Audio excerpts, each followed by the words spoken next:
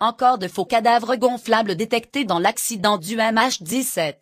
Un accident d'avion truqué, ce qui équivaut à une production de film style plusieurs millions de dollars. Des complotistes ont tout simplement transporté l'avion de ligne déjà détruit en pièces de ferraille, dans la région. Puis, ils l'ont fait exploser, y ont mis le feu, pour lui donner l'apparence d'un crash réel d'avion de ligne. Pourtant, il n'y avait pas de crash, c'est un montage. Il n'y a aucune empreinte de l'accident, comme on pouvait s'y attendre de l'écrasement de dizaines de milliers de masses sur le sol. Cette empreinte est visible dans les images suivantes. L'avion cargo du PS qui s'est écrasé ici, à Dubaï, a laissé une empreinte énorme dans le sol. Ici on peut voir que des forces suffisamment importantes peuvent provoquer l'excavation de la Terre à la base de l'impact, créant essentiellement des défauts linéaires, comme un ravin. Il y a toujours une empreinte d'un certain type, sauf si c'est un faux.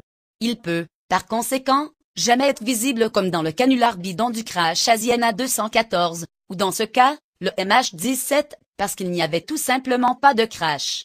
Puisque l'accident est faux, alors les morts apparentes sont des fabrications. Des mannequins gonflables sont détectés autour du site. Notez la nature de ce qui est vu. Il n'y a pas un peu de poussière, pas de saleté. Les pantalons semblent tout neufs. Et aussi le film à bulles, qui pourrait faire partie de l'emballage autour du mannequin. Il y a une sorte de tuyau dans la zone des pieds du mannequin. Des baskets flambant neuves sans la moindre usure, et des chaussettes en parfait état, propres comme neuves. Le pantalon aussi, est flambant neuf, pas une éraflure, et en particulier celle de l'herbe. Le tuyau pourrait être lié à une pompe à air manuelle telle que celle-ci.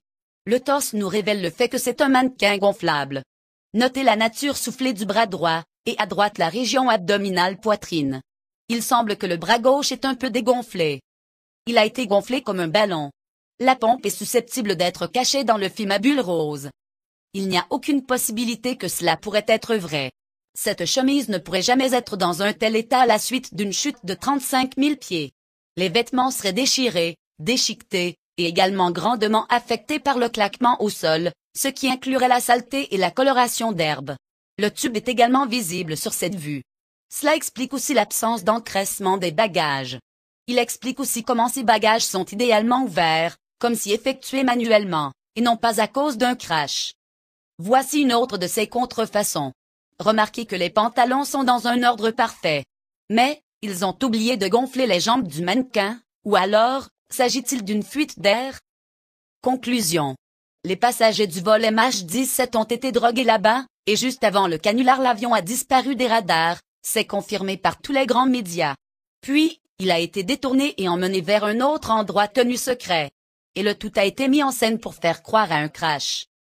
Tous les éléments ont été truqués, les décès, les cadavres, les listes de passagers, le vol, les bagages, les passeports, la mise en place de l'épave et sa combustion.